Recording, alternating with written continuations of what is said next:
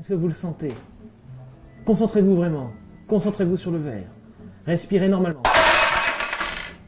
Bah, je l'ai senti.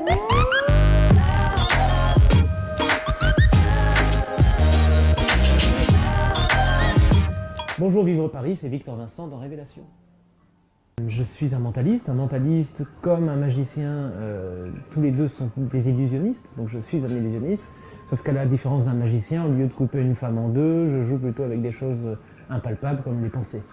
Voilà. Après, je ne suis pas voyant, je ne suis pas médium, j'aurais aimé, hein, malheureusement ce n'est pas le cas, je n'ai aucun pouvoir surnaturel, tout ce que je fais, je l'ai appris, et je pense sincèrement qu'on peut être exactement qui l'on souhaite. Mentaliste ou autre chose, il suffit de le vouloir réellement, de s'en donner les moyens, de travailler, et on peut devenir exactement qui on veut. Je vous le dis, nous ne nous sommes jamais rencontrés, mais pourtant nous sommes connectés, comme vous êtes d'ailleurs connectés avec chaque personne ici. Parce que je suis intimement convaincu que nous sommes tous reliés par des liens invisibles qui, j'espère, deviendront visibles. Vous auriez pu m'arrêter sur n'importe quel cas, mais vous avez choisi cette combinaison ici. Si je fais comme ça, on a peut-être une date, le 2 avril 1965. C'est une date qui vous parle? Puis les mains moites. Il n'y a pas de hasard. Il m'arrive parfois de me tromper de temps en temps, mais c'est jamais bien grave parce que comme je joue toujours avec le public sans me jouer de lui, tout le monde est toujours avec moi, tout le monde a envie que ça fonctionne aussi, et puis on me pardonne aussi de temps en temps une petite erreur, facilement rattrapable. Après il y a des fois non, c'est pas rattrapable. Si je vous dis que le prénom de votre mère c'est Nicole et qu'en fait elle s'appelle Geneviève, là c'est difficile de rattraper ça.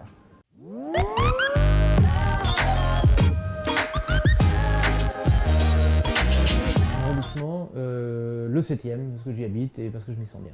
Un restaurant parisien. Le Manco, en ce moment, parce que j'y vais, je suis juste en dessous du théâtre. Oui, je suis très replié, mais voilà, j'y vais de temps en temps et c'est très agréable. Un quartier. Le Saint-Germain.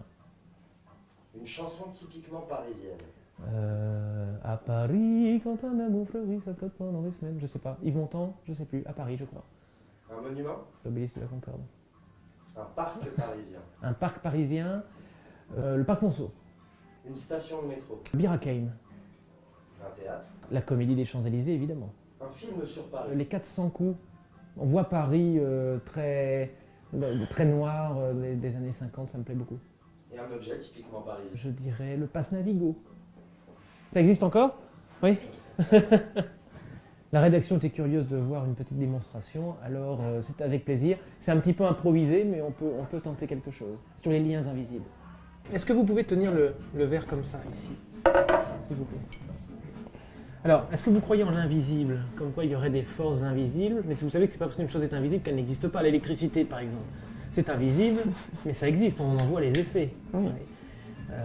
Tenez bien cela au-dessus. Ce qu'on va faire, c'est qu'on va essayer de créer une force ensemble, une force suffisamment puissante pour que vous puissiez commencer à ressentir quelque chose sur le verre. Est-ce que vous le sentez? Concentrez-vous vraiment.